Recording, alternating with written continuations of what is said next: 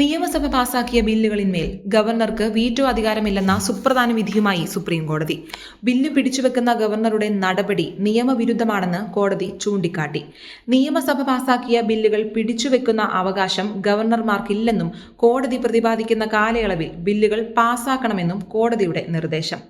പരമാവധി 3 മാസത്തിനുള്ളിൽ തീരുമാനമെടുക്കണം. ഗവർണർ സർക്കാരിന്റെ ഉപദേശം അനുസരിച്ച് പ്രവർത്തിക്കണമെന്നും ഉത്തരവിൽ പറയുന്നു. ബില്ലുകൾ വീണ്ടും പാസാക്കി നിയമസഭ തിരിച്ചയച്ചാൽ പരമാവധി 1 മാസത്തിനുള്ളിൽ തീരുമാനമെടുക്കണം.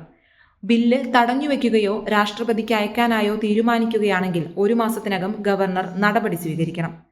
ഭരണഘടനയുടെ 200-ാം അനുച്ഛേദമനുസരിച്ച് ഗവർണർക്ക് വിവേചനാധികാരം എന്നൊന്നില്ല.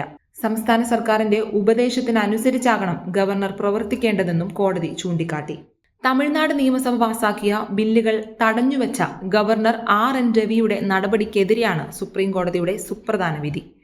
കാരണം പറയാതെയാണ് ഗവർണർ ബില്ലുകൾ തടഞ്ഞുവെച്ചത്.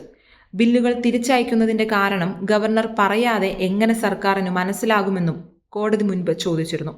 12ഓളം ബില്ലുകളാണ് തമിഴ്നാട് ഗവർണർ തടഞ്ഞുവെച്ചിരുന്നത്.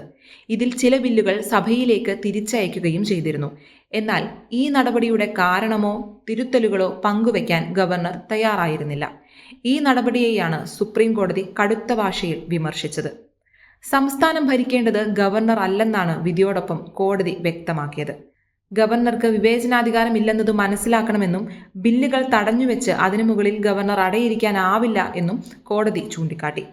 ബില്ലുകൾ തിരിച്ചയക്കാൻ മതിയായ കാരണങ്ങളുണ്ടെങ്കിൽ അത് ഗവർണർ വ്യക്തമാക്കണമെന്നും കോടതി പറഞ്ഞു. ഗവർണർക്ക് വിവേചനാധികാരമില്ലെന്നാണ് ഡോക്ടർ BR അംബേദ്കർ ഭരണഘടനാ അസംബ്ലിയിൽ പറഞ്ഞതെന്നും സുപ്രീം കോടതി ഓർമ്മിപ്പിച്ചു. ജസ്റ്റിസുമാരായ JB പാടിവാല, R മഹാദേവൻ എന്നിവർ ഉൾപ്പെടുന്ന ബെഞ്ചിന്റേതായിരുന്നു വിമർശനം. ഗവർണർമാരുടെ രാഷ്ട്രീയ താൽപ്പര്യങ്ങൾ സംസ്ഥാനത്തിന്റെ തീരുമാനങ്ങളെ ബാധിക്കരുത് എന്നതാണ് വിധിയുടെ അടിസ്ഥാനം.